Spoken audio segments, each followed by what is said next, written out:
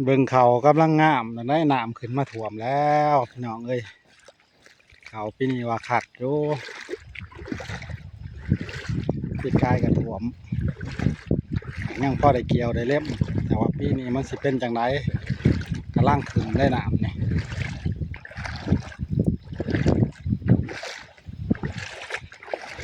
ฝนตกหลายการเขตเฮามันก็ยังคายอยู่อย่างนึงมันท่วมแต่หน้ากันเขตอื่นก็ท่วมหมดบ้านฮอดเราเขาบ้านเฮาก็ถือว่าโชคดีอยู่ท่วมแต่ให้แต่หน้าปีนี้ก็จะท่วมเมืองกับพ่อ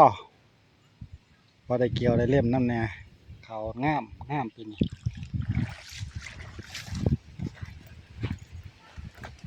ผากถึงจานสมร้องเพลงให้ฟังหน่อยเด้อเพลงน้ำท่วมนี่แหละน้ำท่วมหน้าเขาเปลี่ยนสัญญาได้บ่ร้องให้ฟังแน่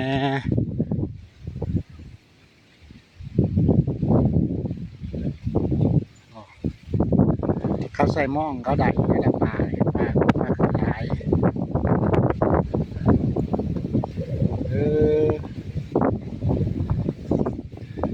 มันย่ำตกกานะแหงก็ว่าแหง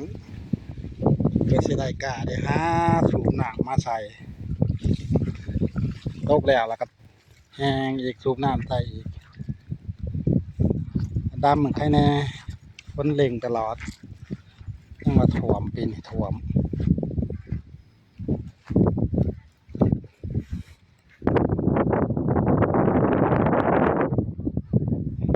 ก็ใส่หม้องเพิ่นก็มาใส่หม้องกันได้ลายอยู่นี่ก็ห้าก็ลองถือมาลองเบิ่ง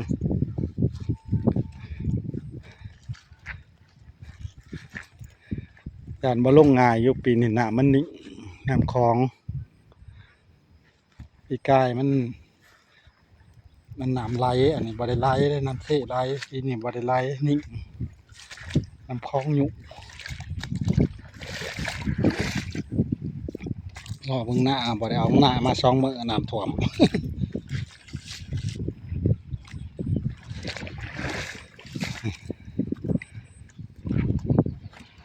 เอ้าบินตะแกรงคุณบินเอ้าเฮ้ย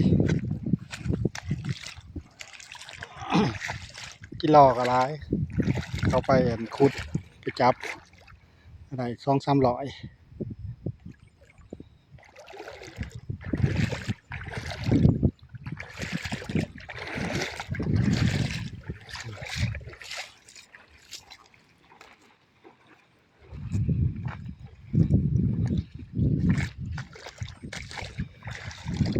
เลาะเบิ่งเขาเลาะเบิ่งน้ำ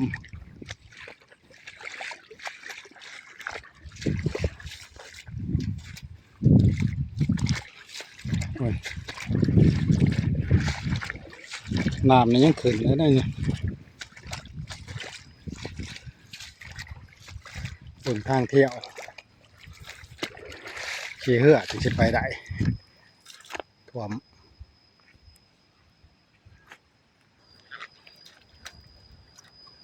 ใส่หม้องแล้วก็ซื้อมาใหม่ๆลองเบิ่งเป็นจังได